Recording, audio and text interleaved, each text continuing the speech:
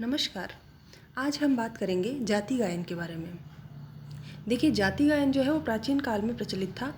प्राचीन काल में राग नाम की कोई वस्तु नहीं हुआ करती थी। उस समय राग के स्थान पर ये जातियाँ ही थी जो मूल राग कही जाती थी। इन्हीं को गाया बजाया जाता था, इन्हीं से रागों का जन्म होता था।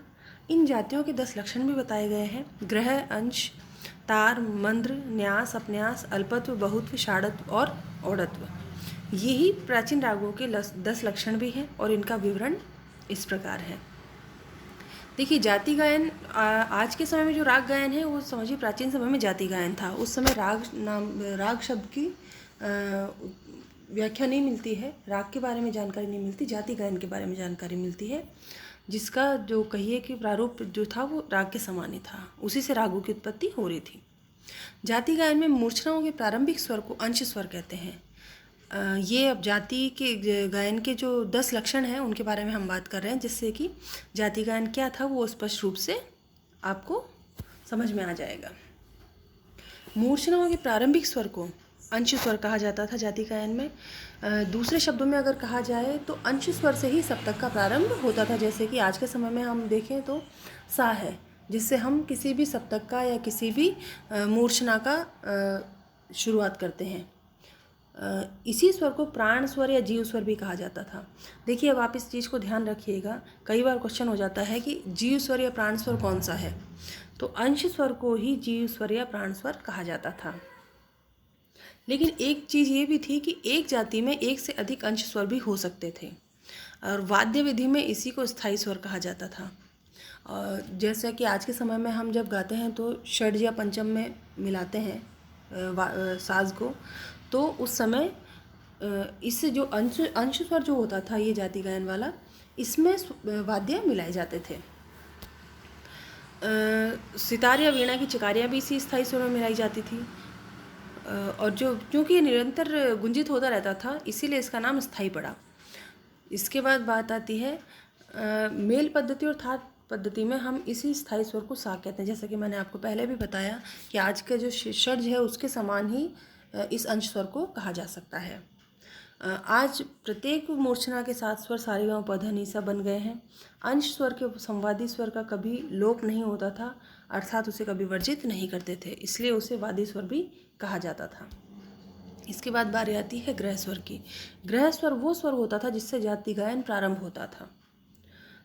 जिस स्वर से किसी जाति का गायन प्रारंभ या वादन प्रारंभ होता था वो ग्रह स्वर होता था।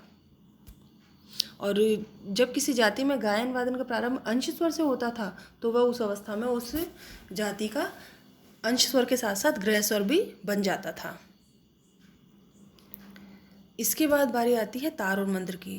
तार और मंद्र का अभिप्राय है किसी जाति को किस स्वर तक तार सप्तक में और किस स्वर तक मंद्र सप्तक में गाया जाना है। कुछ विद्वानों का मत इसमें अलग अलग है कि कुछ तार सप्तक पर विशेष बल देते हैं और कुछ मंद्र सप्तक पर। तो तार मंद्र का जो प्रयोग है वो जाति गायन का किस तरफ प्राबल्य होगा या किस तरफ उसका कम इस्तेमाल होगा, ये जो था वो सब चीज़ आती थी तार और मंद्र में। इसके बाद है न्यास। जाति गायन में जिस स्वर पर गीत या वाद्य प्रबंध की समाप्ति होती थी वो न्यास स्वर कहलाता था। देखिए, आज के समय में तो जिस पे हम ठहराव करते हैं वो न्यास स्वर कहलाता है, लेकिन प्राचीन समय में जिस पर गीत या वाद्य की प्रबंध की समाप्ति होती थी वो न्यास स्वर कहलाता था। इस आधार पर गीत की समाप्ति के स्वर को हम न्यास कह सकते हैं। अपन्यास जो है उसमें गीत के मध्य की समाप्ति होती थी। संन्यास जो है वो गीत की प्रथम विदारी समाप्त होती थी, यानी कि समझिए गीत की पहली लाइन।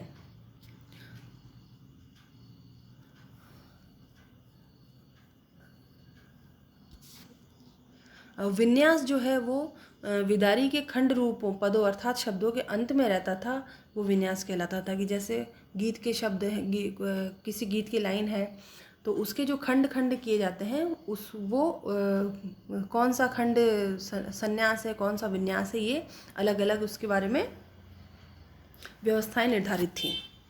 ग्रह न्यास के स्वरों का प्रयोग राग गायन से पूर्व जाति गायन में होता था। आज के समय में देखिए, क्योंकि ये चीज़ें प्रचलित नहीं हैं, हमने कभी सुनी भी नहीं है, तो हम सिर्फ शास्त्रों में जैसा लिखा हुआ है उसके अनुसार अनुमान लगा सकते हैं। तो अगर आज के समय के हिसाब से हम अगर इस चीज़ को समझना चाहें तो गीत में पूर्व की 4 पंक्तियों को स्थाई और अंत की 4 पंक्तियों को अंतरा समझ सकते हैं। अगर कोई गीत 8 पंक्तियों में गाया जा रहा है तो पहली 4 पंक्तियाँ स्थाई और अंत की 4 पंक्तियाँ अंतरा हो जाती हैं। तो इसमें गीत जिस स्वर से प्रारंभ होगा उसे ग्रह स्वर कहेंगे, जहाँ समाप्त होगा उसे न्यास स्वर कहेंगे। गीत का पूर्वार्ध जहाँ समाप्त होगा वो स्थाई का अंतिम स्वर अपन्यास कहलाएगा और गीत के प्रथम खंड की समाप्ति यानी दूसरी पंक्ति का अंतिम स्वर संन्यास कहलाएगा। देखिए अभी इस चीज़ से आपको ये चीज़ क्लियर हो जाएगी कि कौन सी क्या चीज़ संन्यास विन्यास ये जो है वो क्या है। जो बिदारी के शब्दों के अंत में अर्थात प्रथम पंक्ति का या अन्य स्थानों पर आने वाला स्वर है वो विन्यास कहलाएगा। और इस चीज़ को समझने के लिए आप ये देखिए आगे एक छोटा सा रेखा के चित्र है, वो देखकर आप इस बात को अच्छे से समझ पाएंगे कि अगर गीत 4 लाइन का है या 8 लाइन का है तो उसमें कौन सा तो विन्यास है, कौन सा संन्यास होगा, कौन सा न्यास और कौन सा अपन्यास होगा।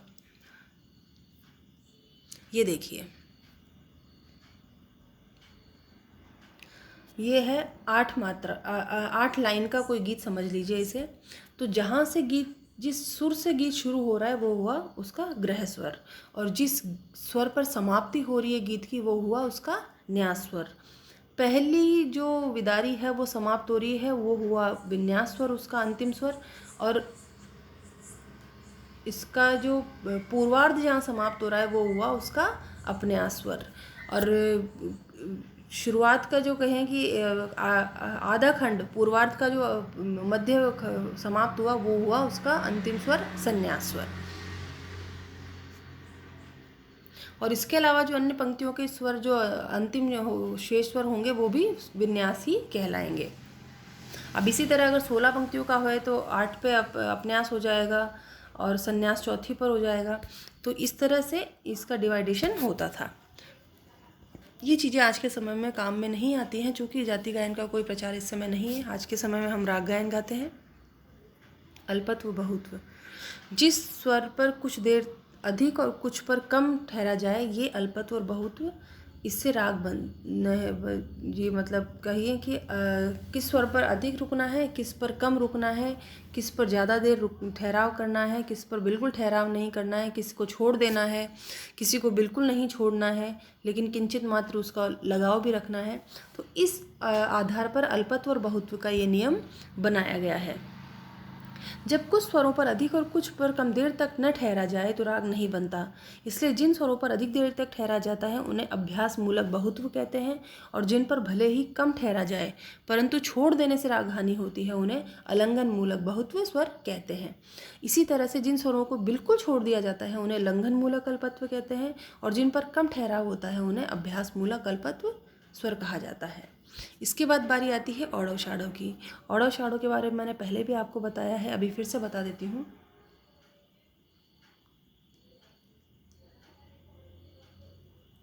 ये जो औड़व शाड़व की जो है वो स्वरों में कितने स्वर राग में प्रयुक्त हो रहे हैं उसकी संख्या के आधार पर निर्धारित होती है। ये एक तरह से राग की जाति है। उस समय जाति गायन प्रचलित था तो उसकी जातियाँ थी, ऐसा समझिए।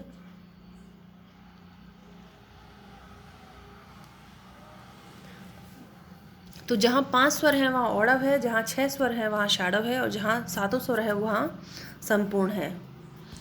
इसके बाद बारी आती है, ये जो चीज़ें हैं ये हमने प्राचीन समय के हिसाब से बात की। अब अगर उस समय जाति गायन प्रचलित था तो आज के समय में तो राग गायन प्रचलित है, तो हम राग गायन के भी आधुनिक लक्षणों पर थोड़ा सा विचार कर लेते हैं। तो जिस प्रकार प्राचीन समय में जातियों के 10 लक्षण थे उसी तरह आज भी रागों के 10 लक्षण माने जाते हैं। और ये जो 10 लक्षण हैं वो क्रम से कैसे हैं। ठाठ है, ठाठ जो कि जिससे राग उत्पन्न होता है। आरोह अवरोह हुआ जिससे राग के स्वरों का चलन हमें पता चलता है। जाति, उसमें कितने स्वरों का प्रयोग हो रहा है उससे उसकी जाति पता चलती है। वादी संवादी, उसमें कौन से स्वर प्रोमिनेंट है, कौन से कम प्रयुक्त होने वाले हैं उसका हमें पता चल जाता है। पकड़ जो कि राग का स्वरूप है, जिससे राग वो स्वर संगति जिससे राग तुरंत पहचानी जाती है वो पकड़ है। न्यास के स्वर, या आज के समय में न्यास के स्वर का मतलब है जिस पर ठहराव किया जाता है। पूर्वांग या उत्तरांग की प्रधानता, कि राग का जो चलन है वो पूर्वांग में अधिक है या उत्तरांग में है, वादी स्वर उसका पूर्वांग में है या उत्तरांग में है, गायन समय उसका गाने का समय क्या है, और आविर्भाव तिरोभाव जो कि आज के समय में भी प्रचलित है, किसी राग का मूल राग को छुपाकर दूसरे राग को दिखाना और पुनः दूसरे राग को छुपाकर मूल राग को स्थापित करना, यह आविर्भाव तिरोभाव कहलाता है, जो मैंने पहले भी लेक्चर्स में ये चीज़ बताई है आपको। और राग का रस, यानी कि उसका रस भाव, उसका जो मेन जो कहा जाए आनंद की प्राप्ति रस से ही होती है, तो वो इम्पॉर्टेंट है। तो इसके हिसाब से आधुनिक समय के हिसाब से तो रागों के 10 लक्षण ये हो गए, और प्राचीन समय में जो जाति गायन था उसके हिसाब से 10 लक्षण जो मैंने आपको बताए हैं वो हैं। तो जाति गायन चूँकि अब प्रचलित नहीं है, तो इसलिए हम उसके बारे में बहुत ज़्यादा प्रैक्टिकली उस चीज़ को नहीं बता सकते। तो आज के लिए इतना ही, धन्यवाद।